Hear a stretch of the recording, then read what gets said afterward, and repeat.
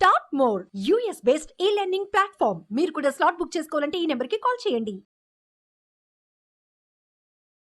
నమస్తే, welcome to Suman TV. నేను విష్ణు. ప్రస్తుతంతో పాటు Kautilya capital founder and trader Ashok Devanampriya గారు ప్రస్తుతంతో పాటు ఉన్నారు. వారితో మాట్లాడదాం. సార్ నమస్తే. సార్ అశోక్ గారు నమస్కారం సార్. సార్, మార్కెట్లో మంచి బుల్ ర్యాలీ నడుస్తోంది. సెన్సెక్స్ ఏమో 73,000, నిఫ్టీ ఏమో 22,000 క్రాస్ అయిపోయింది. నెక్స్ట్ ఎలక్షన్ హీట్ కూడా స్టార్ట్ అవబోతోంది. జస్ట్ ఇంకా నాకు తెలిసి ఒక కపుల్ ఆఫ్ డేస్లో మేబీ ఎలక్షన్ అనౌన్స్మెంట్ కూడా ఉండబోతోంది. ఎట్లా చూడాలి అంటారు ఇక్కడ నుంచి మార్కెట్ని? అసలు యాక్చువల్గా నాకు ఎలక్షన్ వాజ్ ఎ నీడ్. ఎందుకంటే లాస్ట్ ఇయర్ మార్కెట్ విక్స్ పిచ్చిగా పడిపోయింది. విక్స్ ఆల్మోస్ట్ సింగిల్ డిజిట్ లెవెల్కి వచ్చేసింది ఆల్మోస్ట్. ఇప్పుడు విక్స్ ఆల్మోస్ట్ 15 పైన ఉంది. 6 నెలలు ఆల్మోస్ట్ విక్స్ వచ్చి ఒక 10 to 12 రేంజ్లోనే ఉండేది. మార్కెట్లో ఒక ట్రేడర్కి వొలటాలిటీ కావాలి. నాకు మార్కెట్ పైకి వెళ్ళినా డబుల్ చేస్తా, మార్కెట్ కింద పోయినా డబుల్ చేస్తా, మార్కెట్ ఎక్స్ట్రీమ్ వొలటాలిటీ చూపిస్తే డబుల్ చేస్తాం. కానీ మార్కెట్ ఎప్పుడు ఇలా స్లోగా వెళ్తే డబుల్ చేయడం చాలా కష్టం, పిచ్చి కష్టం. We suffered a lot. మాకు వీఆర్ వెయిటింగ్ ఫర్ ఎలక్షన్స్ వస్తే ఇట్స్ ఎ మ్యాక్రో న్యూస్. ఆటోమేటిక్గా వొలటాలిటీ పెరుగుద్ది. ఇప్పుడు ఆల్మోస్ట్ వొలటాలిటీ 15-16 వచ్చేసింది. వచ్చే నెల, ఈ నెల కోడ్ ఆఫ్ కండక్ట్. అవునవును. ఓకే, దాన్ని నీతి సంహితం అంటారు మీ భాషలో. వచ్చిన తర్వాత ఎలక్షన్ అయ్యే వరకు market it will take its generic course. నన్ను పర్సనల్గా అడిగితే మోదీ సర్కార్ వస్తుందని ప్రపంచానికి తెలుసు. Nobody has a doubt. Modi సర్కార్ 3.0 వస్తుంది. బీజేపీ 350 వస్తుందా లేదా 300 వస్తుందా అది discussion topic. It's not Modi versus Congress. So ప్రపంచానికే తెలుసు. సో మోదీ సర్కార్ వచ్చే ఫ్యాక్టర్ ఆల్రెడీ మార్కెట్లో ఫ్యాక్టరీ అయిపోయింది, నా ప్రకారం. కానీ ఇప్పుడు మార్కెట్ 75,000 లెవెల్ అనుకోండి. నేను పీఈ చూసాను, నిఫ్టీ పీ ఎలా ఉందని. నిఫ్టీ పీ ఆల్మోస్ట్ 20 to 23 లెవెల్లో ఉంది. జనరల్గా ఎప్పుడైనా నిఫ్టీ పీ 12 to 18 లెవెల్స్ వస్తే గోల్డెన్ పీరియడ్ టు బై. ఈ 18 to 22 ఉంది కదా, అది బ్యాలెన్స్ పీరియడ్ అంటాం. ఈ 28 and above is a risky period. జనరల్గా మీరు .com బస్ చూసుకోండి, మీరు 2008 సబ్ప్రైమ్ క్రైసిస్ చూడండి, మీరు 2013 గ్రీస్ క్రైసిస్ చూడండి. ఎప్పుడు చూసినా when ever Nifty PE goes to 28-30 levels market పడుతుంది. ఎక్సెప్ట్ కరోనాలో ఏం జరిగింది, అర్నింగ్స్ పడిపోయింది. అర్నింగ్స్ పడిపోయినప్పుడు ఆటోమేటిక్గా పీఈ పైకి వెళ్ళిపోతుంది. పీఈ 40 లెవెల్కి వెళ్ళిపోయింది యాక్చువల్గా. ఇప్పుడు 23 లెవెల్లో ఉంది. నన్ను అడిగితే the market is still reasonable. Market still has potential to grow another 30% from here. ఇప్పుడు 22-23 లెవెల్స్ నుంచి 28 పోవాలంటే ఇంకా ఒక 25% అప్సైడ్ పొటెన్షియల్ ఉంది. ఆ అప్సైడ్ పొటెన్షియల్ వస్తే పీఈ 28 అవుతుంది. అంటే ఒక పీక్ లెవెల్ అంటాం కదా, అక్కడ వస్తుంది. కానీ ప్రపోర్షనేట్గా అర్నింగ్స్ కూడా పెరిగితే this will always go maintainable. జనాలు అడుగుతున్నారు, అశోక్ నీ ప్రకారం నిఫ్టీ ఎప్పుడు సెన్సెక్స్ ఎప్పుడు 1 lakh అవుతుంది? నన్ను అడిగితే పర్సనల్గా సెన్సెక్స్ 1 lakh కాదు, సెన్సెక్స్ 10 lakhs అవుతుంది. లాస్ట్ టైం ఎవరు అడిగారు నన్ను, నేను 10 lakhs అని చెప్పాను. They laughed at me. He said it's non sense. నేను ఒక మాట చెప్పాను, గత 25 సంవత్సరాలలో బీఎస్ఈ సెన్సెక్స్ 15.9% CAGR గ్రోత్ చూపించింది. BSE Sensex showed 15.9% CAGR. అంటే మోర్ దెన్ 20 times చేసింది లాస్ట్ 25 yearsలో.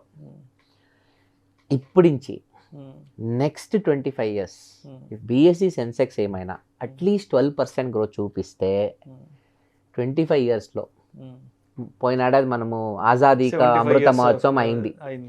ఇప్పుడు ఇంక 25 ఏళ్ళ తర్వాత ఆజాదీ కా శతమానోత్సవ్ వస్తుంది. అప్పట్లో by that time Nifty can easily be 10 lakhs. Mark my words. ఎందుకంటే take India as a country.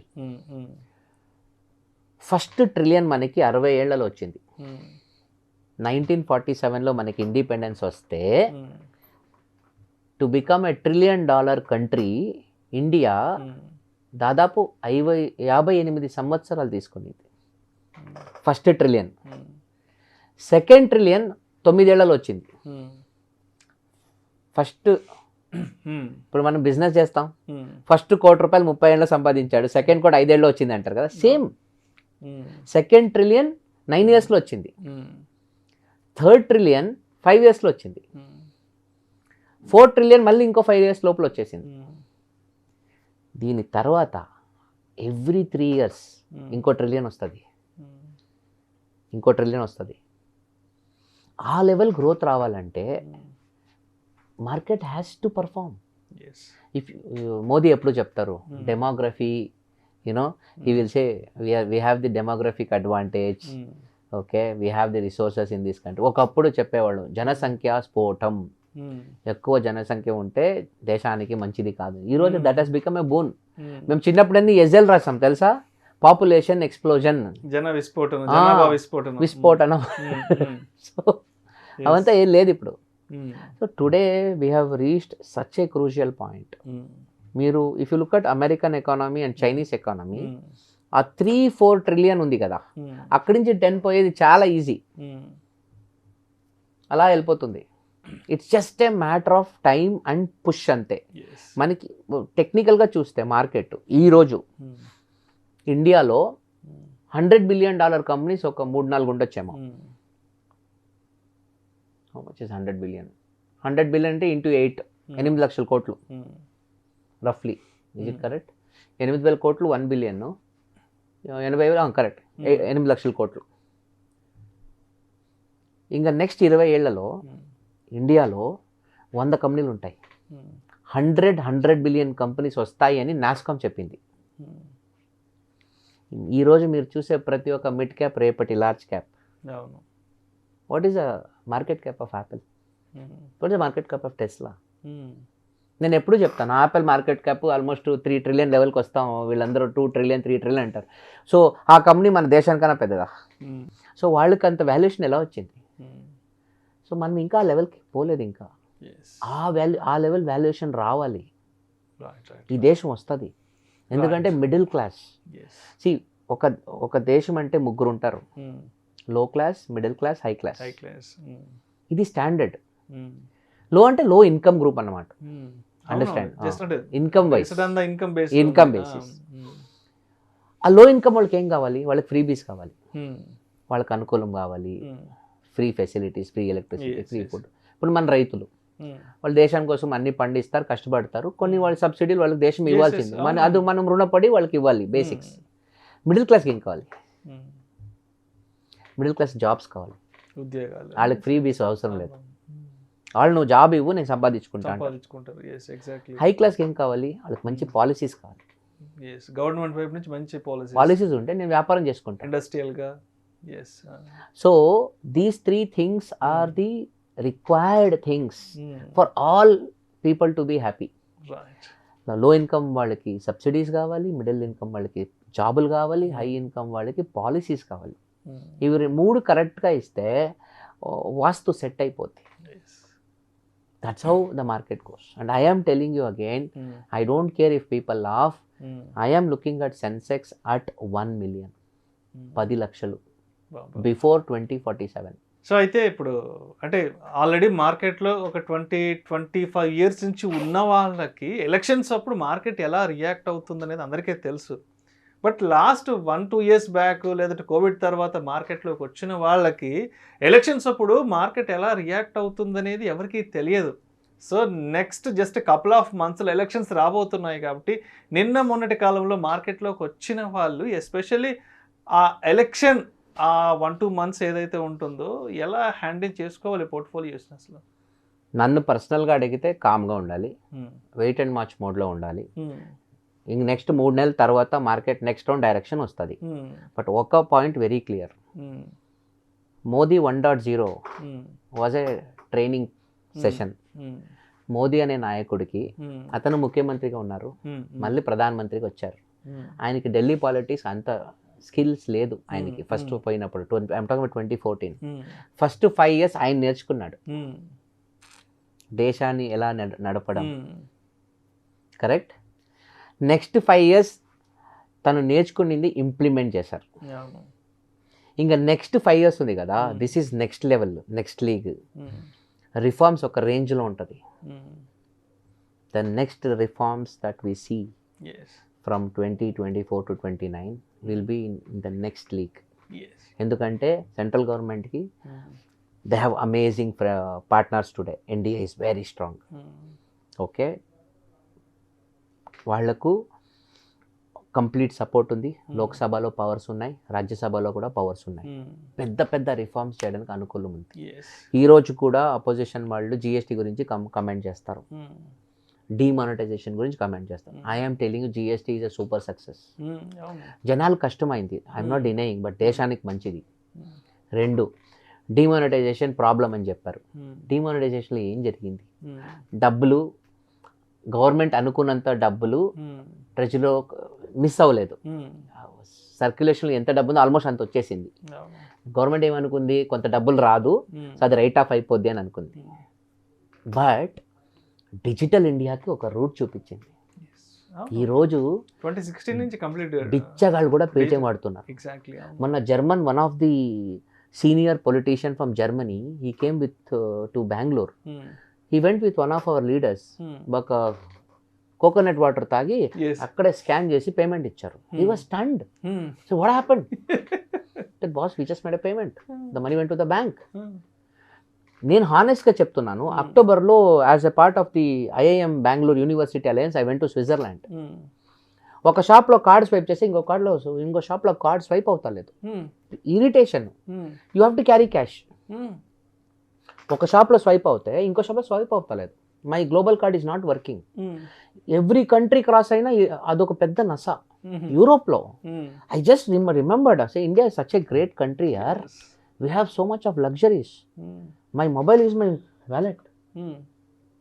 I don't need. That's why hats off to India and Indian government. Yes. Definitely the kind of transformation that we have got, nobody can come closer. That is phenomenal. ఇంకో example చెప్తాను. 3 months back Dubai office as a part of our investor visa policy దుబాయ్కి పోయి రావాలి. దుబాయ్లో we got our mobile recharge. ఒక 1000 రూపాయలు recharge చేసి అరగంటలో ఖాళీ అయిపోతుంది. ఇక్కడ మనము 500 రూపాయలకి రీఛార్జ్ చేసుకుంటాము, జియో వేసుకుంటాము, ముఖేష్ అంబానీ బూతులు తిడతాం. మన జనాలు అంతే. 2000 రీఛార్జ్ చేసుకుంటే 12 months మనకి 12 months వాడుకుంటారు కదా. వాళ్ళే ఇంటర్నెట్ లో పోయి ముఖేష్ అంబానీ అట్లా బిజినెస్ వాళ్ళు ఇట్లా అని వాళ్ళని తిడతారు. వీళ్ళు 500 రీఛార్జ్ చేసుకుంటే 3 నెలలు. యాక్చువల్లీ ఏ దేశమైనా మై బిలీఫ్ జై జవాన్, జై కిసాన్, జై businessman. Any country should never forget all 3. The farmer who feeds you, the soldier who protects you, okay, and the businessman who employs you. ఆ ఒక రుణం ఉండాలి మనకి. అంటే ఇక్కడ ఉంటున్నాం కాబట్టి ఈ దేశం విలువ తెలియట్లేదు. ఒక్కసారి బయట దేశంకి వెళ్ళి వెనక్కి తిరిగి చూస్తే ఇక్కడ ఏముంది, ఇక్కడ ఏం మిస్ అవుతున్నాం, అక్కడ ఏం దొరకట్లేదు. నా పార్ట్నర్ చెప్పాడు, సార్ ఏంటి సార్ ఇది నాకు నష్టపెడుతుంది ఇది సార్, ఛార్జ్ చేస్తాను సార్, ఒక ఇమేజ్ డౌన్లోడ్ అయితే ఇక్కడ కరెన్సీ ఓవర్ అంటుంది సార్. మన ఊర్లో సినిమాలు డౌన్లోడ్ చేసుకునేవాళ్ళు మొబైల్లో. ఇవన్నీ యోగం. నిజంగా వరల్డ్ లో చాలా చీపెస్ట్ ఇంటర్నెట్ మనకే అవైలబుల్ అవుతుంది. ఇప్పుడు ఇక్కడ ఇరానీ చాయ్ తాగినాం 15 రూపాయలకి మనం. అక్కడ I still remember, I went to the city of Saint Gallen university campus. కోపం వస్తుంది. 80 CHF, 80 Swiss francs ఒక కాఫీ, దాదాపు 800 రూపాయలు. Sorry 8 francs, sorry not 80, 8 francs. ఈ దేశం స్వర్గం. ఇక్కడ యాక్చువల్గా ఇంకో మాట, తను వన్ ఆఫ్ ది యూరోపియన్ నేను చెప్పాను, ప్రపంచ దేశాల్లో ఎవడైనా బిచ్చగాడు ఉంటే ఆడికి భారతదేశం స్వర్గం. The way the poor are treated in this country, no country in the world will treat. మన దేశంలో పేదవాళ్ళకు ఉండే కొంచెం కేర్ ఉంది కదా, అట్లని మేమేమి అందరినీ బాగా చూసుకుంటామని లేదు. ప్రతి దేశాల్లో వాళ్ళ కష్టాలు ఉన్నాయి. అలా చూస్తే మనం చాలా కష్టపడే దేశం. 50% పావర్టీ ఉన్న వాళ్ళు ఉంటారు, బీపీఎల్ ఫ్యామిలీ, వాళ్ళని మేము సాకాలి. కానీ వాళ్ళని చాలా గౌరవంగా చూసుకుంటున్నాం. ఈ గౌరవం అక్కడ బయట డబ్బులు లేని వాళ్ళకి ప్రపంచ దేశం ఎక్కడ గౌరవం లేదు. అంత మానవత్వం, హ్యూమానిటీ ఉందంటే ఒక 100% భారతదేశం. ఐ ప్రామిస్ యూ, ఏ ఫోరంలో అయినా గర్వంగా చెప్పుకోవచ్చు. Right sir, right sir, right. Thank you so much Ashok Devanapriya గారు. నెక్స్ట్ ఎలక్షన్స్కి మార్కెట్ ఎలా రియాక్ట్ కాబోతుంది, కొత్తగా మార్కెట్లోకి వచ్చే వాళ్ళు మార్కెట్ని ఏ విధంగా బ్యాలెన్స్ చేసుకుని ముందుకు వెళ్ళాలి అనే అంశం గురించి చాలా చక్కగా మీ విశ్లేషణ మన సొంటి ప్రేక్షకులకు తెలియజేశారు. Thank you so much sir. Thank you.